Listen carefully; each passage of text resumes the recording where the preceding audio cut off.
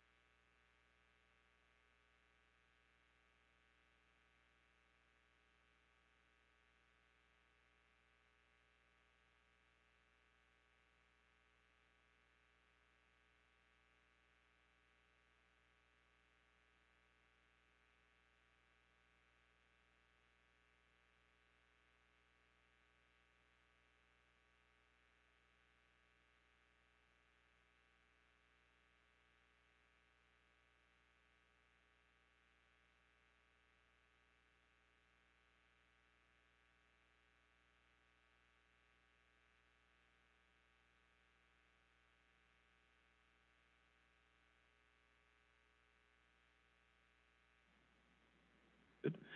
All right. Welcome, everybody, and good afternoon. It's August 7th, 2020, and this is our Public Outreach and Technology Committee meeting. Ms. Lincoln, would you call the roll, please? Commissioner Wilson? Here. Chair Matich? Here. Begin with item number 1, public comment for items not on the agenda. Do we have any public comment on the telephone for items not on our agenda today? Hearing none and seeing no digital public comment, we'll proceed to item number 2. This is approval of our June 5th, 2020 meeting minutes. Commissioner Wilson, did you have any comments or edits for the minutes? No additional comments. Excellent. Neither did I. Do we have a motion to approve? Move the approval of the minutes. Second.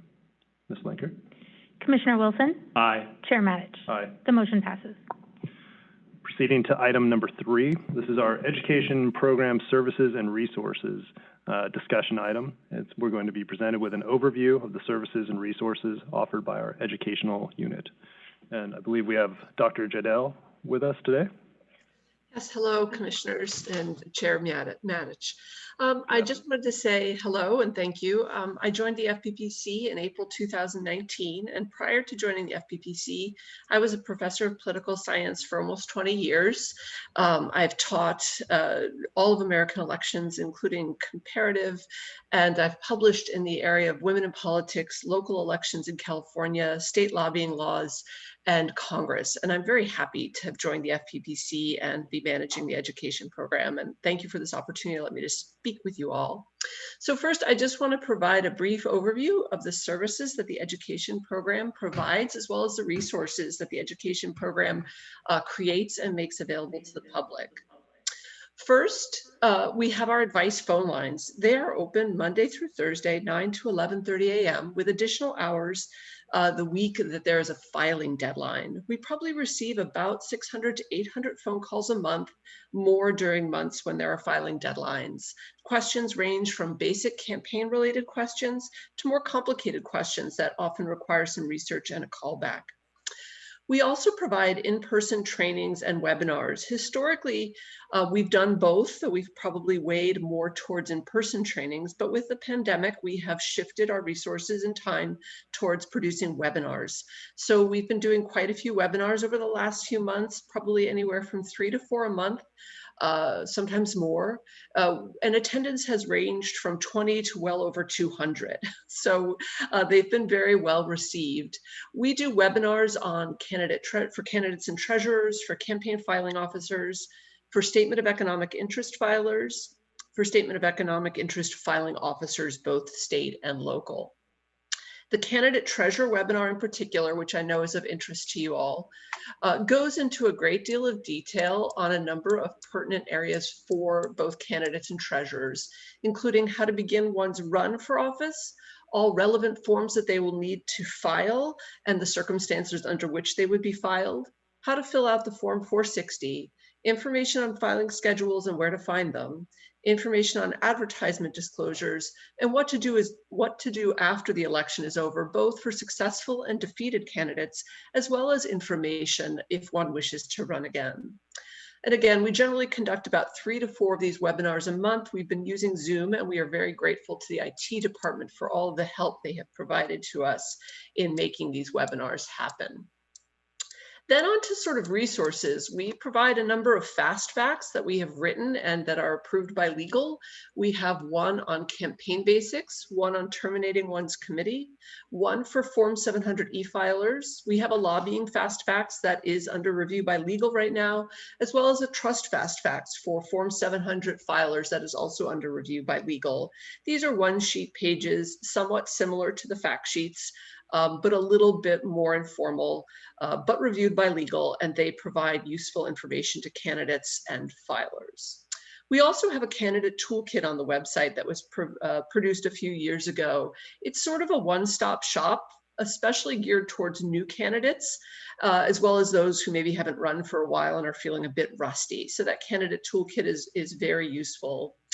We also have a lobbying toolkit that's under review by legal that was produced by myself and a former PRC. It will also be a one-stop shop for lobbying information, including definitions, qualification thresholds, laws and regulations, and it is created in the format of the candidate toolkit, so it looks similar in layout. We've also produced a welcome pamphlet for campaign filing officers, and there's one in the works for statement of economic interest filing officers.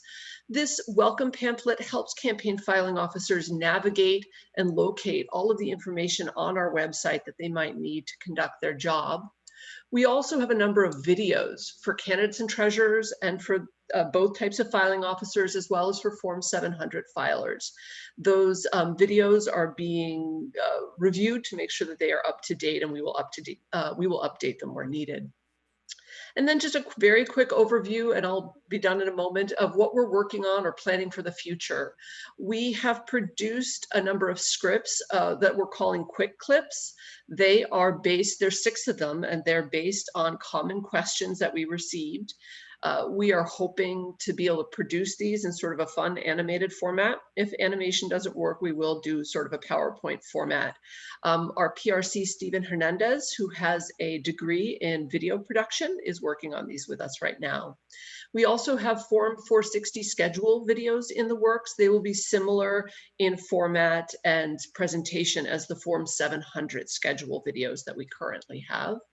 And then finally, we're also working on encouraging more feedback on our website regarding additional trainings.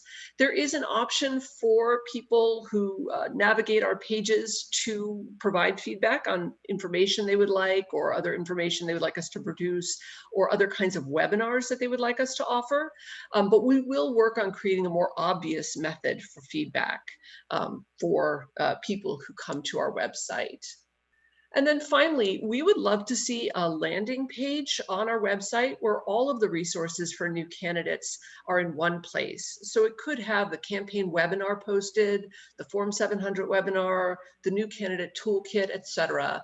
Currently, we do find the website a little bit difficult to navigate for those who call in as we're trying to sort of direct them to places. And one of the biggest challenges for a new political reform consultant is always just learning the website and where everything is.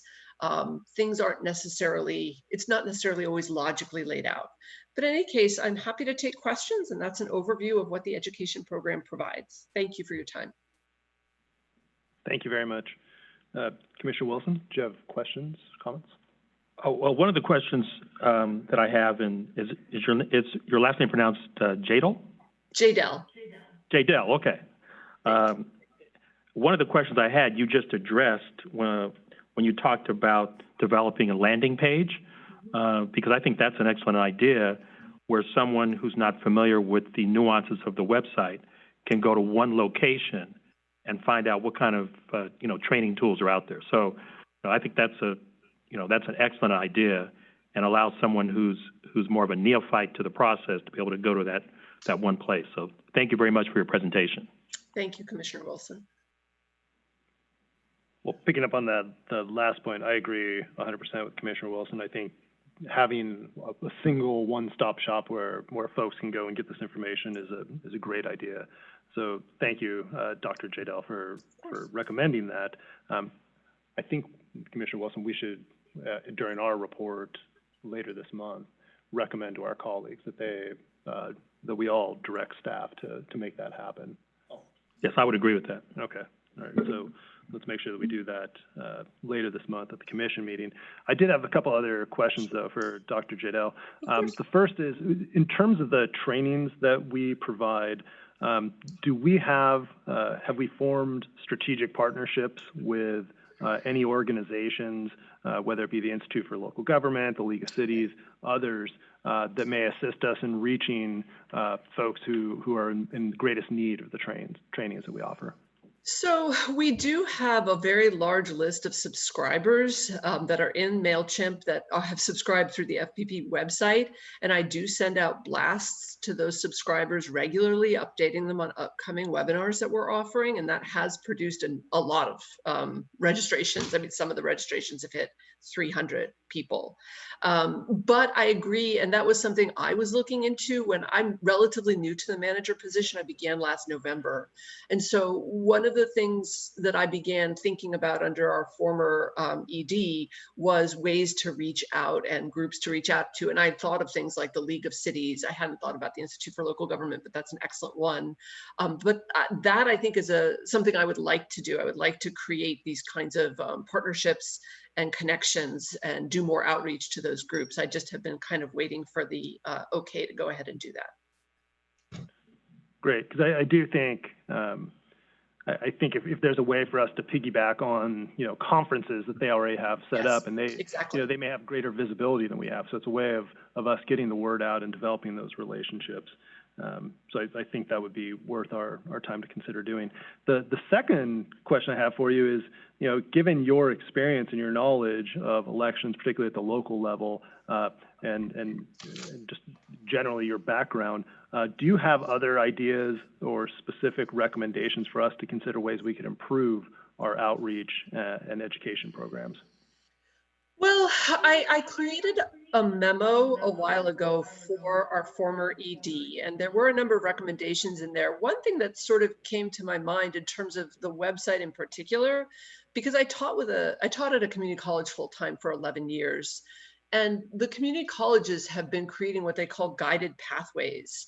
And I often think about many of our stakeholders as, in a sense, students, right? Some come with a lot of experience and they could be in an honors program somewhere. Some come with no experience and they probably have almost a basic skills level of understanding even of the written language. And then there's a lot of people in the middle. So I've been trying to think about the website and how we present our materials in a way that makes it accessible to all different kinds of learners. In terms of elections, I find, I guess maybe it would get a bit of a longer conversation, but some of the forms, even those that are meant or intended to be more simple and straightforward, like the Form 470, cause some of the greatest confusion for new candidates, especially in particular the requirement by many banks that we have no control over, that they have a Secretary of State number in order to open a bank account. But many of these people are really 470 filers, and they shouldn't be getting a number from the Secretary of State, but they end up getting one. So we then end up with a lot of 410s filed that don't ever qualify as committees, but it does ultimately create confusion for both city clerks and county registrars who think that these non-qualified committees are supposed to be filing 460s and things like that. So I'm not sure if I'm totally getting at your answer, but I've started to think of different ways that we could organize the website that I think would be a little bit more clean and clear for people coming to the website. Right now, I think it's really difficult to find what you're looking for. And in terms of just the challenges for new candidates, I know that somebody mentioned at one point maybe doing trainings or requiring some kind of training for new candidates. And I do think, especially after these last 2 weeks of phones, that something is needed for new candidates more than our webinars, right? Something more proactive at the very beginning. And I don't quite know how to do that right now because it would require the cooperation of all of the local governments. But there is something that's needed because there are so many people who are so very lost when they call us. And I have the same concern with those callers that I do with my students who I felt were kind of lost, that they don't have the tools, they don't have a culture. When I was teaching, I would call it a culture of education, right? So they didn't really know how to be a college student.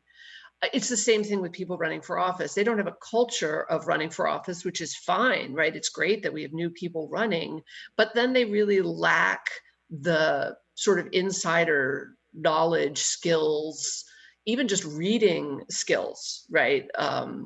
They probably don't know what I mean when I say declaration of candidacy sometimes, right? They're confused just by certain words.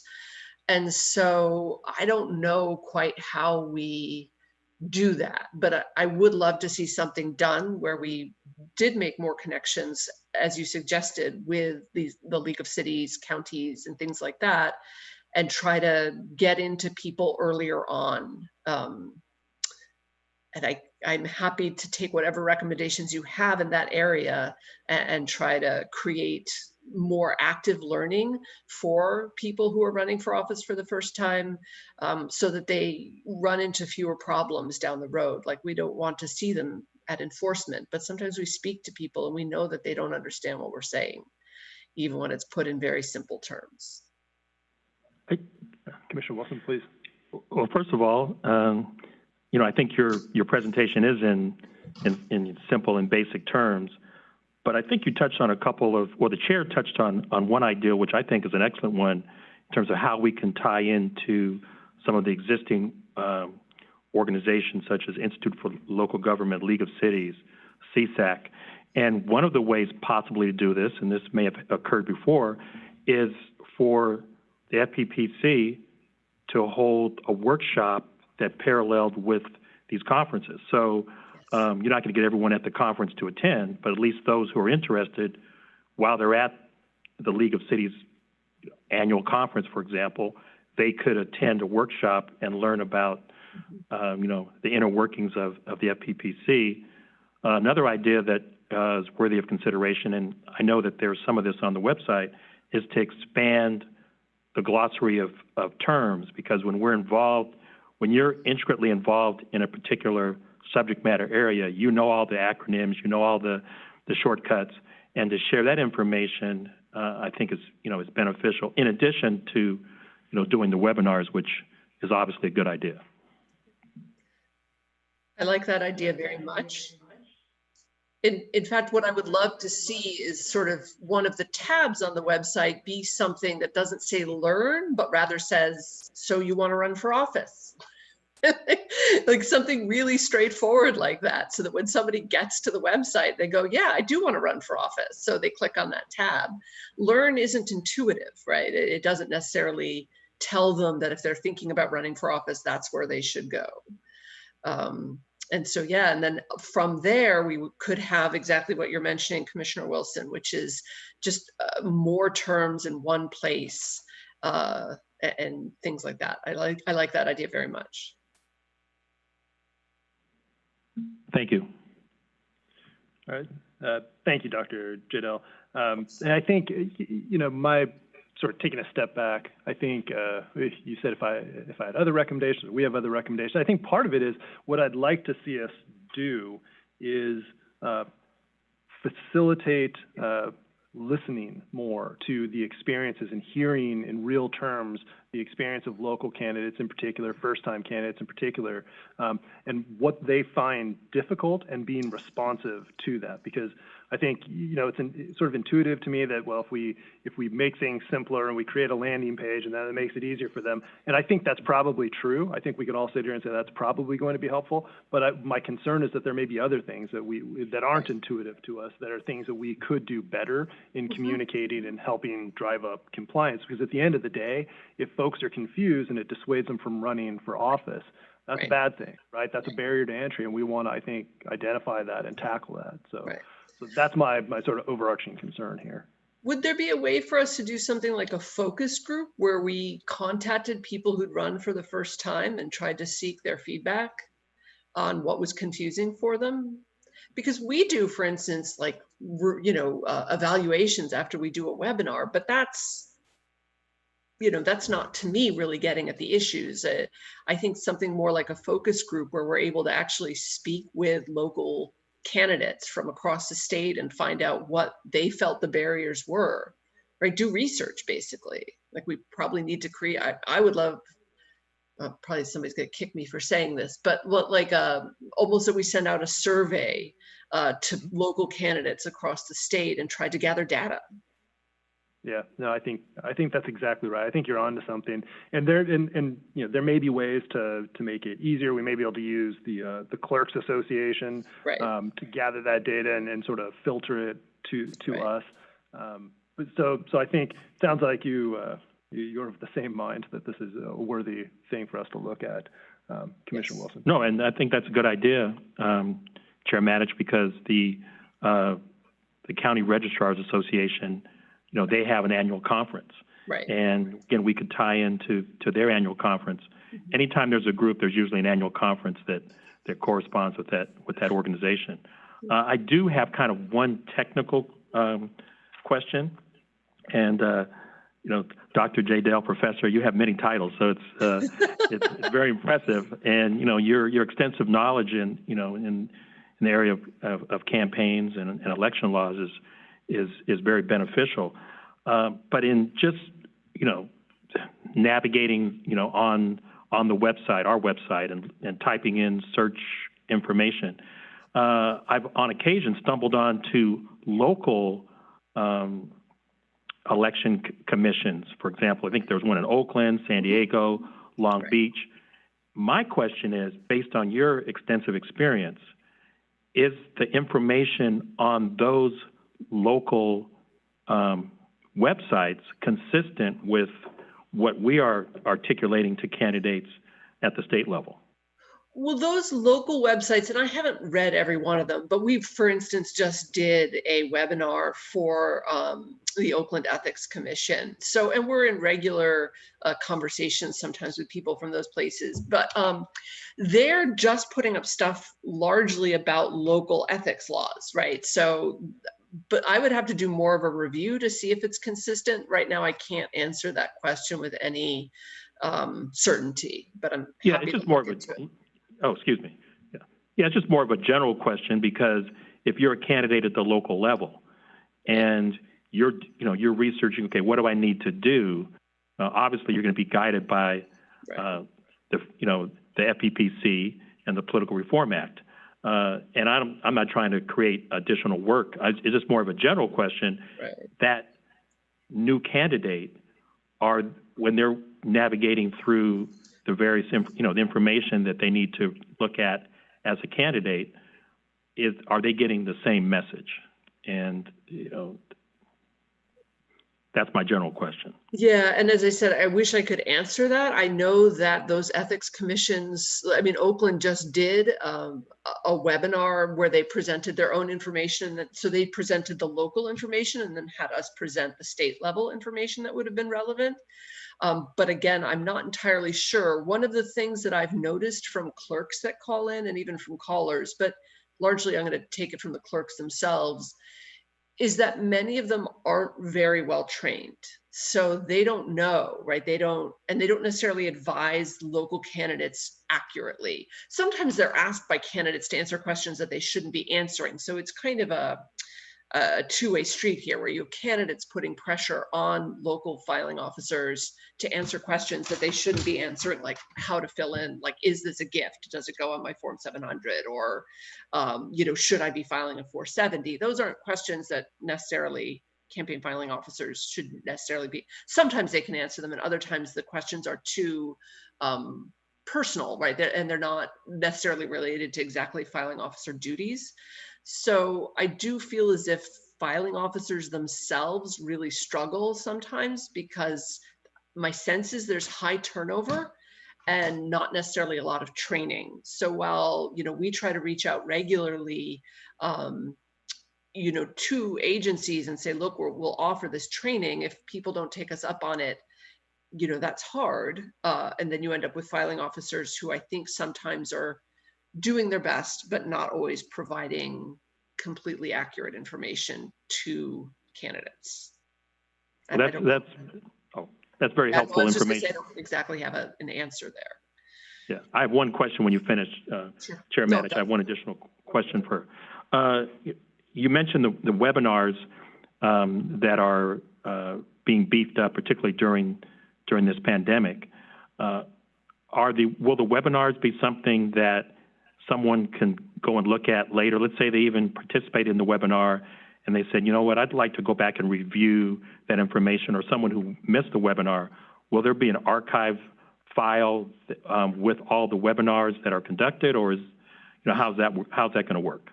So some of those webinars are hosted by the agency. So for instance, I did a webinar on Wednesday night for the city of Anaheim, and they hosted it and they recorded it, and they'll be posting that on their website.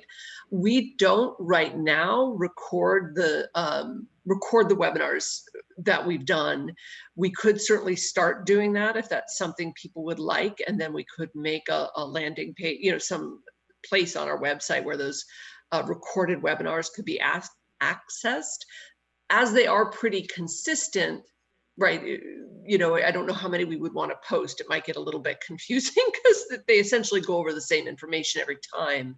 The only thing that would be different would be the questions that were asked at the end. So I don't think that there's a need to be recording every one that we do. And I do think that we have the candidate treasurer video, which largely is extremely similar to the webinars we're conducting. It's shorter, but it is very similar. And that is up, and that is accessed probably about 500 to 600 times a month, somewhere around there. I'd have to double check that number, but in busy months, it's accessed pretty heavily. So I do think we do have videos already up that people can access regularly that answer most of the same kinds of things we cover in a webinar. Okay. Yeah, I've seen those, on the website. So that's helpful to put that in perspective. Yeah, I don't think there's a need to do additional work, but the fact that there's a parallel process, I think that's a great idea. Thank you. Thank you. Well, following up on Commissioner Wilson's comments and some things that you just said, I mean, I do think that given how the law operates here, in California, where we have the Political Reform Act, you have some jurisdictions that adopt all of it, in which case whatever information our staff is going to provide in a training, that local candidate could get everything they need just from us. You have other jurisdictions where they adopt part of it, but then they have their own unique rules. So they can't get everything from us. And I think in recognition of that reality, to me, one of the things that's most important is that we're clear in communicating that to people so that they know the appropriate place to go to get the answer they need. And that's, I'm not saying there's necessarily an easy way of doing that, but I think, we have to be mindful of that. The second piece, and sort of related to that, I think your comments with respect to the filing officers and people asking them questions that maybe the filing officers aren't the best person to ask. I think that to me also suggests a real need to educate folks, not just about the substantive law that complies to ensure compliance, but also just more process and procedurally, what are the different roles that everybody plays? The filing officer is going to accept their declaration of candidacy, for example, or what have you. But, the filing officer isn't necessarily going to be able to answer their question about whether they report something on Schedule A or Schedule C or whatever it is. Somebody needs to call us to get that answer. So I think it's also, again, just education. It sounds so simple, but making sure everybody knows in an easy way whose role is what. This is a question for the filing officer. These are questions for the FPPC. And to the extent filing officers get those questions that they're not equipped to answer, I would imagine they ought to be routing those questions to us. And I think I don't know if we have a direct bridge to do that, but that'd be great. Sorry, I didn't mean to interrupt. I apologize. No, on the first question, I do think, at least from our end, when we get questions from any local candidate, almost every time, for almost any question they ask, we do remind them that they need to check whether there's local ordinances that they need to be following. So that's kind of a rote phrase that comes out of all of our mouths on the phone, and it's in the webinar, right? That you always have to check your local campaign ordinances regarding contribution limits or whether you can, transfer money and things. So we always do say that. So I do think they're certainly getting that from us. I think back to the filing officers, part of the reason we created the filing officer welcome pamphlet or brochure or whatever you want to think of it is because I felt that filing officers probably were often trying to do things that they weren't supposed to be doing or didn't even know where to find information on our website. So I was trying to create something that they could have at their fingertips or even give to a candidate because it had information in it that would be useful for them, on where to link to things on our website in terms of their duties, what they can and cannot do, videos that are on our website, and things like that. So I do think we are trying to do that and trying to reach out more and more to them. And any way that I can connect more at the local level with local filing officers, I'm happy to do and get this information to them, and help educate them about what they are allowed and not even allowed, but what they don't have to do. I mean, the sigh of relief I hear sometimes from a filing officer when I tell them that they're not allowed to fill out the Form 700 for a candidate, right? Or that they're not allowed to answer a gift and travel question. There's just this like this, you can feel this sense of relief just wash over them, right? That they don't have to get into this complicated question that they aren't trained to answer. So I think if we continue to just try to reach out and create better avenues, like you suggested, Chair, to reach the local communities, the local agencies, that I think will help with this. Oh, and I did want to mention that on our website, we do have a link to a number of local campaign ordinances. So there's a section of our website for local campaign ordinances. So when people call and they don't know, we can direct them to that portion of our website. So we've asked local agencies to send us the link to that, and they do pretty regularly send us their updated links, and we maintain those links so that there's updated information for people who are coming to our website to find their own agency's local campaign ordinances. So they can find that on our website as well, those local campaign ordinances. Often they're there. Right, Ned, I'm glad that you mentioned that, because I'm still going to ask you. So we have my concern there, of course, is that we may receive it from them, but if they have updated it or changed it in some substantive way, are we confident that we have the correct information on our website? Because of course that lends itself to additional confusion if we don't.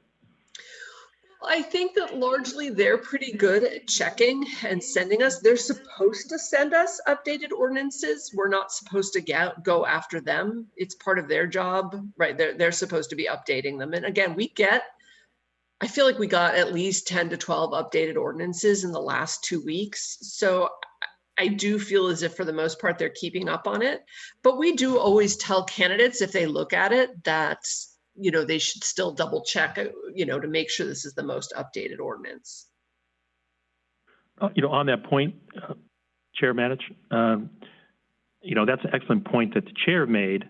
But if whoever is running the website, if they're as good as our IT folks under Mr. Crabtree, they would have a page that would not change, and then they would update URLs within that page, so that any changes to ordinances would be reflected when you go to the main page, as opposed to, changing the actual, URL. But, that's, I'm not an IT professional by trade, but that to me would be a logical way to ensure that whatever information is updated in terms of ordinances is going to come under the umbrella of the main page that local government is using.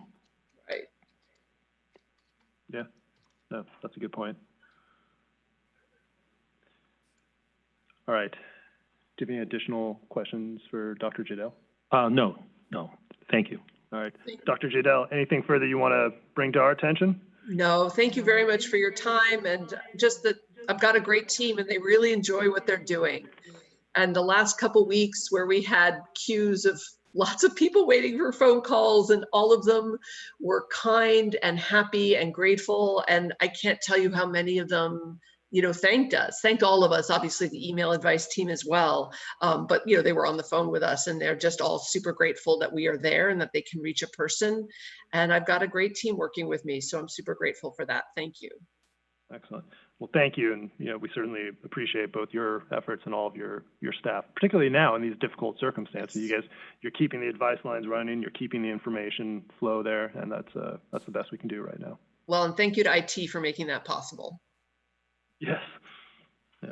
Thank you. Thank you. So at this point, do we have any public comment on item 3 and the information we just heard?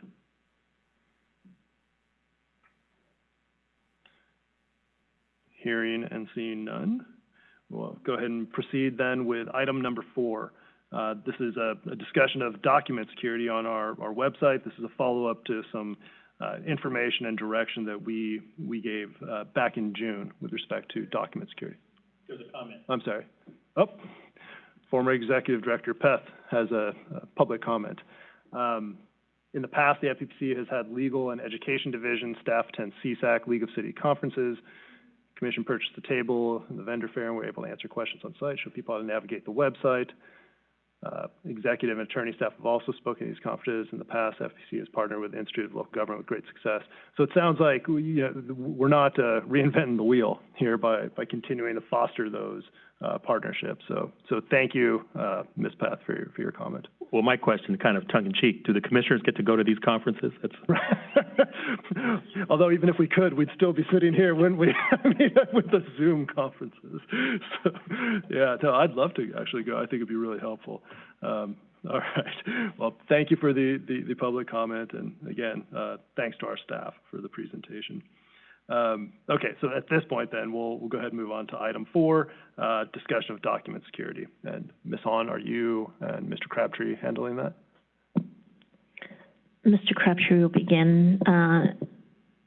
Larry, are you on?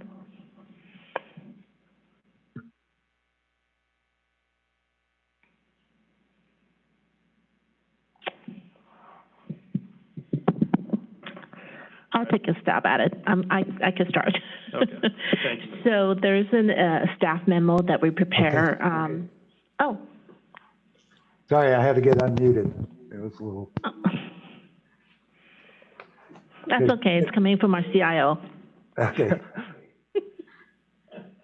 So what I'd like is have Daniel bring up the document so we can discuss the. We had talked about protecting the documents so they're not easily changed by the public. So I've got 2 options here. You know, obviously one is probably better than the other, but with and the costs to do each one of these. Now both of them will need to have Adobe Acrobat. If we go the password protect approach, that's included in the Adobe Acrobat, so there'd be no additional cost. With the password protect, what you do is you put a password on the file to keep people from, to not allow them to change the text. And that works. It's kind of, it can be fairly easily work. There's fairly easy workarounds for it, but people have to know that in order to defeat the password approach. The second approach is what I call it cert sign, a certificate signing. That requires us to get every person who is going to be uploading these files to our website to also have this what they call a cert, which is a way to sign the document that is fairly hard to defeat. Okay, so if you use the cert, there's really no way to defeat that other than maybe rescanning the document or cutting and pasting the text into another document, but the document itself you couldn't change. So the cert version is more expensive because we have to buy, the certs are by the month. This is figured out for, these numbers that I have here are figured out for 5 people, which is the number of authors we have in the enforcement division. And as I remember last time, we decided that maybe we would just do this for enforcement documents. So that's why I went with the 5 user approach. Larry, I'm going to give a little background. So this document actually goes back to Chair Matich. You asked us back in the June outreach committee, the technology committee meeting, that to only look how much would it cost and how much work would it be if we're just doing enforcement first. And this is the number of how many staff we usually have that touches the documents that upload to the dam on our website. And then when we went back and looked, there is actually 5 staff that constantly upload information onto our website from enforcement. And this is only an estimate on enforcement focus only. So there is also staff that we have within the legal division and your executive division, such as like your assistants. And there's a couple students that upload stuff to our dam that would not be part of this estimate. This estimate is solely if we're just rolling out enforcement solely. So to clarify, we're talking about stipulations that have been entered into pursuant to settlement? This will be all the enforcement, like the letters, the warning letters, the things that they do, any enforcement document they upload to our website that people could actually search on the portals. Okay, so complaints, for example? Yes, yes. Anything that we output as far as document-wise in the enforcement divisions. Okay, but I think my understanding is that the stipulations I just referenced would not be document protected under this proposal then? No, what this does is that it would be for any PDF document, and I believe stipulations are PDF documents. So they would fall under this category. Actually, Larry, the person that uploads this is Shasha, so she is not part of the cost. The cost only cover enforcement staff that does all the PDF-related document out of the dam. Right. The stipulation is done by Shasha, which is not part of the cost. We could do it, but it's just not to the cost currently. Okay, well, so now, just so I'm clear, 5 users under this document that you've presented to us, I get what that covers, and I understand what it doesn't cover. How many people upload the STIPs for us after we approve a settlement? So that's 1. So if we wanted to add that to the list of things that we were protecting better on our website, we would add to the 2,700 that you've identified here for 5 users, another $540. I can't do the math in my head, but that's a little over 3,000 would be our annual cost, and we would pick up all the STIPs as well, right? Correct. Okay. Commissioner Wilson? No, you covered the question that I had. So, all right. Mr. Crabtree, did you have anything further you want to draw our attention to? Not on this, but last time I mentioned that we were working on the advice letters. Mm-hmm. That they were, approximately half of them are in Word format now, and then legal was also concerned that it was maybe incomplete. So we got PDF versions of all the advice letters from legal. We've done all of the work on them. We've OCR'd them, tagged them for the search, and put titles in for ADA compliance. So right now, the status of those is that legal, they're looking them over, taking out some of the letters that were withdrawn and those kind of things, which, we wouldn't know what those would be. And then when that's done, then we should be able to start uploading them to the website, put the new ones up there and get rid of all of the Word docs that are on the website. I don't know exactly how long it'll take to upload them because there's about 15,000, but we should, it shouldn't be too long. Okay. All right. Thank you for that. Commissioner Wilson. I just want to thank Chief Admin Hahn and Mr. Crabtree for following up on the 15-minute conversation we had, a few months ago, which is turning into a major project. But I commend you for following up in such a thorough manner. So thank you.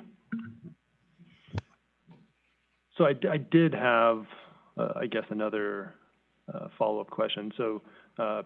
Crabtree or Ms. Hahn, you guys can decide who wants to answer it, but how much greater is the level of protection we get under the cert sign proposal as opposed to password protect? Like, is there an easy way to sort of quantify it for a layperson?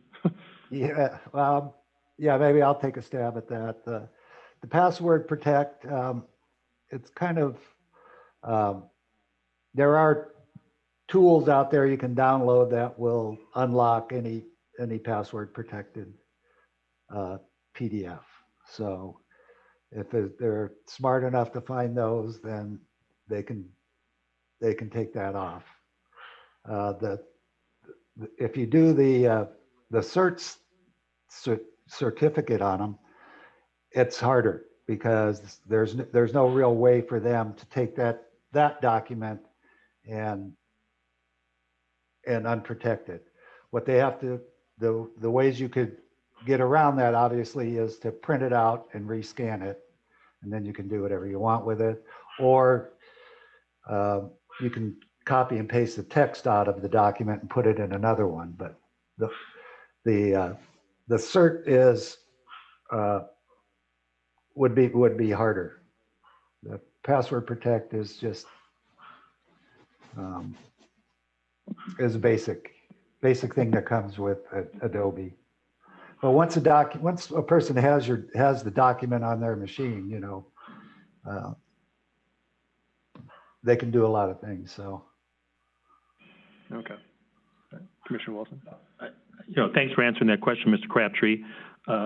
If someone's going to engage in that kind of nefarious practice, you know, that's somebody who could hack into, you know, Department of Defense website or something along those lines. The initial, you know, as you'll recall, the initial dialogue that we had and the issues that I raised is when I opened the website and I saw Word documents and the ability to save that Word document, alter that Word document. In terms, you know, was the concern that I had in terms of the password protected option versus the certified protection. Obviously, the certified protection provides an additional layer of security that the chair touched on. My only, you know, question, and I would have to defer to you and Ms. Hahn, is whether it's cost effective to go to the higher level of protection and whether that's cost effective. May I make a suggestion or recommendations to the commission? So with the password protect, it's already have a layer of security there. So if someone's trying to hack in and manipulate your PDF documents, it will require them to put in some Word already. So getting the certification protection, it's another layer on top of that layer. Do we really need that if we think someone's up to no good? Now, if they really want to do it, and having the cert doesn't mean they can't do it. There's ways of doing it. It's how much layer should we put on with the fiscal that we're looking at that is costing the department. Yeah, I think that's right. I think my immediate response is that I think you're right, and we're gonna have to make a judgment as to, you know, what the dollar figure is we're willing to absorb. I think the other side of the ledger, though, that we can't lose track of is these are in many cases highly sensitive matters for folks, and you know, just because a stipulation, for example, is just because it is made public, you know, I think we want to protect the integrity of that document, so it's not changed by somebody and used for a different purpose. I think that's a significant, is, you know, as technology becomes more advanced, I think we do need to be cognizant of that. One follow-up question that just occurred to me is, so, you know, sometimes I go to a website, I try to download a document, and you have to do a bunch of things where you can access the document, right? Is this going to change either approach? And so I'm curious, for either approach, will it change the user's experience when they go to our website? Are they going to have to download something special in order to access the document? We have people who can't access those documents anymore. Can you speak to that? Yes, no, it won't make any difference in being able to look at them. Download them exactly the same. It's just a matter if they save a copy, it makes it harder for them to change it on their machine once they've downloaded a copy. But as far as the user experience, would be exactly the same. Okay. All right. Thank you. Just if they try to change it, it'll give them, you know, an error. Okay. Thank you. No, you touched, on, I think the key point, Chair Matich, and that is to protect the integrity of the process. I mean, and, I can't speak for you, but I'm not an expert on math, but I do know that 9 times 3 is 27. So, the password protected is a third of what the cost is for the certified protection. But if that's what we need to spend to protect the integrity of the process and create an additional hurdle, as long as it fits within our budget, I think that is a good option to seriously consider. Ms. Hahn, technical question for you, process-wise. If we decided we wanted to go to either of these two models, so do we have to get permission before we expend the money for these new tools that we would need? Or is that a decision that the commission could take up and make on its own and then implement? As long as we could afford within our budget, those are decisions we can make in-house within the commissions, because we already have authority on software purchases, and this is part of the quantifying software purchases. Okay. All right. Anything further, either from Ms. Hahn or Mr. Crabtree? No. Anything further, Commissioner Wilson? All right. At this time, is there any public comment on the phone or digitally for item 4, discussion of document security on our website?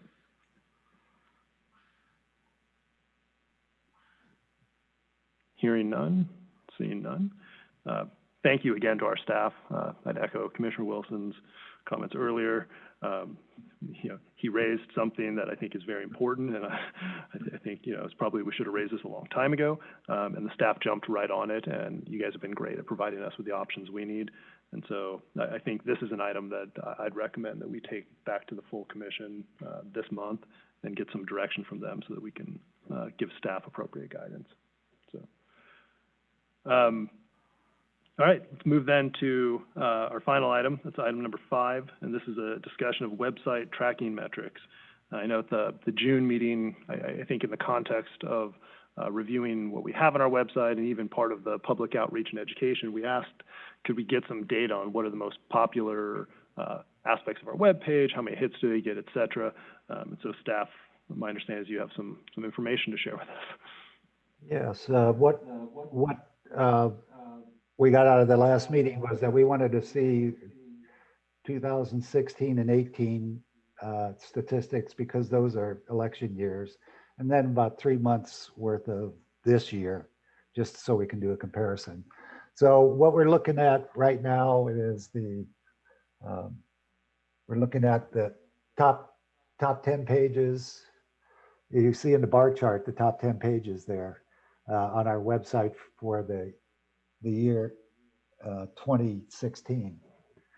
The very top bar, which is real long, is the home page. That's basically the landing page for the website. So that's why that one's so big compared to the others. Then you can see the next thing is the Form 700.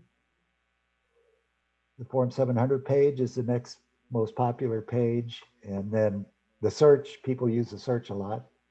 So that's there. So you can see the top 10 pages with the bar charts. And then over time, if you look up at the 3D chart up here, because it's a whole year squeezed into this small thing, it's really a line chart, but it shows you the activity per day on over time on these pages. So what I see is, what I find interesting in this one is back in, looks like around November, the top 10 contributors page was getting hit pretty hard. So that became very interesting right around the election. So that's what shows there. So this is basically the top 10 pages for 2016. And there's more. Larry, I'm gonna jump in really quick. So if you guys are looking at the 3D chart on top, the chart itself, it also tells you that all of our top 10 pages, it also has seasonality. The graphic itself will demonstrate that, for instance, is like right when it comes to the election cycle, then the top 10 contributor page get hit right before that. And then also the green bars are the Form 700. So we kind of know, like, basically starting from January to April when the Form 700 filing is due, that's when you see the spike goes up as months go by, starting from January to April. So you can see those trends. They're very seasonality driven. The Form 700 page that you're referring to, is that the page that has information on trainings and where you can kind of search people's Form 700s, or is it just trainings? Daniel, Like, what's on that page? He's going to open that up right now to show you. there it is. That's the page. So it has every Yeah. sort of one-stop shop. Yeah, you would come in here to actually look at the information on Form 700, as well as maybe you want to go search a Form 700, or if you wanted to go up to that page and download a Form 700 or fill out your Form 700, it's a one-page stop shop, basically. Right. Now that's helpful. Is this data something that has been shared with Dr. Jadel and the other folks in the education unit? No, not at this. We used to, Philip Ung used to be interested in this, and he used to look at it quite a bit. But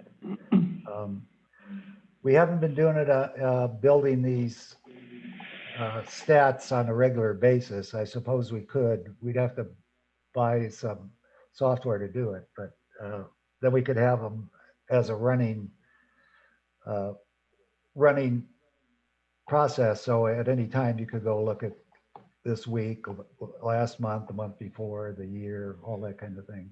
So Well, you could, sorry, but I was going to say, I don't mean to suggest that you'd want to look every single day, but I do think, you could if you're really interested. I think that, if you're into it. Yeah.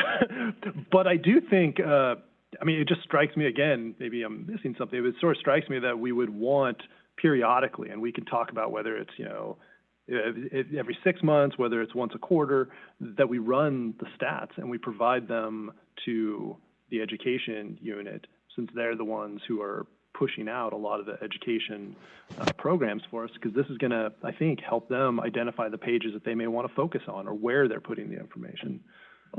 So I totally agree with the chair, and it also will give you a sense, and I think intuitively, our excellent staff already know this, but also give you an idea when to focus your training. What time of the year, you're obviously, not going to do it 2 weeks before an election. But looking, this data is very interesting, and I'm looking forward to, studying it in more detail. And again, it's easy to look at the chart, but I know it takes hours to prepare this. So again, thank you. Yeah, thank you. Thank you guys very much. This is very helpful. so this is just the top 10 now. Daniel, if you roll up, you can see more pages down below. The graphs are only the top 10, but this goes up to, say, the top 50. And if you were interested in what's on a particular page, you can just click on the link and go see it. So it's, if you're talking about, people could look for their pages here and then go click, see how often they're being hit and that. So we can put this up so everyone can get it. That's not an issue for us at all. And if you just tell us how often to run it, we can do that. We'll do that. All right. Can I ask just a clarification, so I'm understanding the chart, and this is the more lengthy chart that goes beyond the top 10. It's the one that, well, now it's going away, but that's okay. Oh. So hits versus visitors. Yeah, hits is the number of times it's been looked at, and visitors is people who have looked at other pages other than just that one. It's kind of a nebulous, visitors is kind of a nebulous thing, because a website is, isn't basically an unconnected thing. You just go get a page and then you disconnect. So it's kind of hard to say what a visitor is, but it's somebody who's looked at within a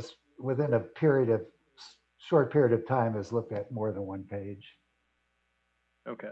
And then what an incomplete request? What does that mean? That would be somebody stopped before they finish getting the page loaded. You know, like sometimes you click on something, oh, and I don't want that. So you click to something else. That could be a lot of things. Could be, basically it's just a page that didn't get completely downloaded for one reason or another. It's not necessarily our website didn't complete it. It just didn't get completed for one reason or another. Either they switched to another page before it finished. You know, for example, like if you're looking at a page and you're reading it, but you still see the little circle going and you go to a different page, that would count as an incomplete. So Okay. it's not really, these kind of numbers that we're showing here are not really something to worry about. If you had, you know, as many incompletes as hits, then there may be something wrong with that page, but otherwise it's just informational in this case because there's no pages with high numbers. So. All right. Thank you. I guess one last question is the transparency portal that we have for enforcement cases, is that listed here somewhere? If you go down a little bit further, Daniel, keep going. Now these are file accesses. So these are PDFs and things that people have looked at. If this would be anything that would be in transparency portal, or these, you can see a lot of these are campaign forms, and so a lot of the things that people download are those type of files. The transparency portal would show up here, but you know, as far as the way that the stats are collected on those, it's collected on the files that they're downloaded, and typically people aren't interested in, you know, they just look at a lot of different ones and they get very few hits, so they wouldn't show up in this. Okay. You could All look, right. yeah. Thank So you. this is 2016. Did you want to go and bring up 2018 for us, Daniel? So here's the same thing for 2018. You can see it's kind of the same for like the Form 700. The campaign rules replaced kind of replaced the top 10 contributors in this one, in this 2018, which is interesting. But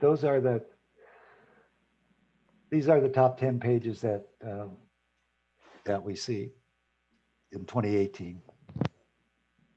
The top 3 or 4 are pretty close to the same. Form 700 obviously is a big draw for us. Yeah. That's even after that's been, we have that other site, but they come here first, you know. And then, so then you want to show this year, Daniel? We got about 3 years, or 3 months here. Now, see, this chart looks a little different because it's the period of time is shorter. It's only 3 months instead of a year, so you can actually see kind of the line chart, which is what that top one really is.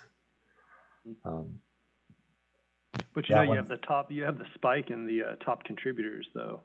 Before we had an early primary this year, and it looks like right before that early primary, there's your spike on the top contributors. Yeah.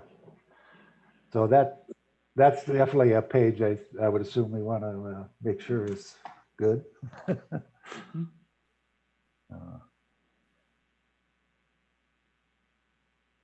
then they had the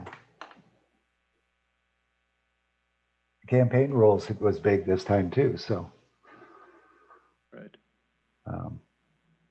So these type of statistics, we can put these out on a regular basis. So if you tell us, how often you want them out for, like if you wanted it quarterly, 3 months at a time, we can do that, or however you want to do it. Just let us know and we'll put them up somewhere where everybody can see them. What's the, I think you mentioned earlier that if we wanted to do it on an ongoing basis, that we may have to purchase some additional software or equipment. If we didn't want it to be an everyday, anytime you want thing, but instead we said, you know, once a quarter, would we still need to buy something new in order to do that, or could we do that with our existing equipment?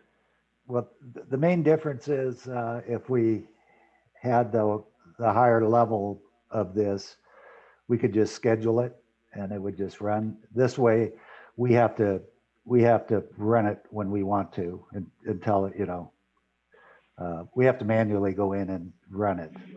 Whereas if we had the other one, it would just be on a schedule. But Okay. either way, it's about. I actually think, Chair, if we could do this like Larry suggested, maybe like every quarter or every 6 months, then the software that he's recommending, it's not absolutely necessary, because then we could have someone manually go in and run it. But if you want to do it more frequent, of course, it would be nicer to have it automatically schedule, and it would run after hours, and it could automatically triggers the report itself. All right. So, you know, I'm going to ask, how much does the software cost? If we want to do it? I think I was going to defer to the chair to ask that question, right? I'm trying to remember. Go ahead. It's That's a $900 question, right? Yeah, right. As I remember, it was 200 or 400. I don't remember which right at this point. But then we can. That's a month, right, Larry? Is it the No. 400 a month? Is it an annual cost? It's a one-time cost. One time, not once a year, one time? One-time cost. Okay. Then we own it after that. Yeah, I mean, that seems like maybe a good expenditure for us to consider. Yeah, I would concur. Yeah. Okay. All right. This is another one we can run by our colleagues this month, I think. Yeah. Okay. Yeah. If we had that, we'd get it all scheduled and it'd be like clockwork. Okay. All right. Well, thank you very much, Mr. Crabtree. Thank you, Ms. Hahn. Is there anything else that you wanted to bring to our attention? I just have a question. Are we going to ask the full commission on the purchasing of the software as well as the frequency of the report thereafter? I think that the commission should be given the opportunity to weigh in on that. My expectation is we would get a recommendation from staff on what a good starting point for frequency is. Because my understanding, and tell me if I'm wrong here though, once we buy the software, we could change quickly. We could, 6 months isn't enough. We want to do it every quarter, let's just say. And that would be as simple as saying, we'd like to see this every quarter, and then it would happen without additional expense. Is that right? Right. Yeah, that's how it would work. We could do things like have a monthly one out there and then maybe migrate that to a quarterly when the quarter changes, so you can see what's going on in the current months and then see what happened in the last quarters or something like that. We could do a lot of different things with it. All right, thank you. And it's my understanding it's a one-time cost for the license. So once you purchase a license, then you have it in effect in perpetuity. Yes, yes. At least in terms of IT terms. Yes. Well, there's always upgrades and those kind of things, but as long as we don't care about that, we'd be fine. Because for those of you who are old enough and if you purchased WordPerfect, lifetime license of no value now. So yes, WordStar isn't any good anymore either. Okay. All right. Did you have anything further, Commissioner Wilson? No, Chair. All right. Then let's go ahead and, is there any public comment either on the phone lines or digitally on this item?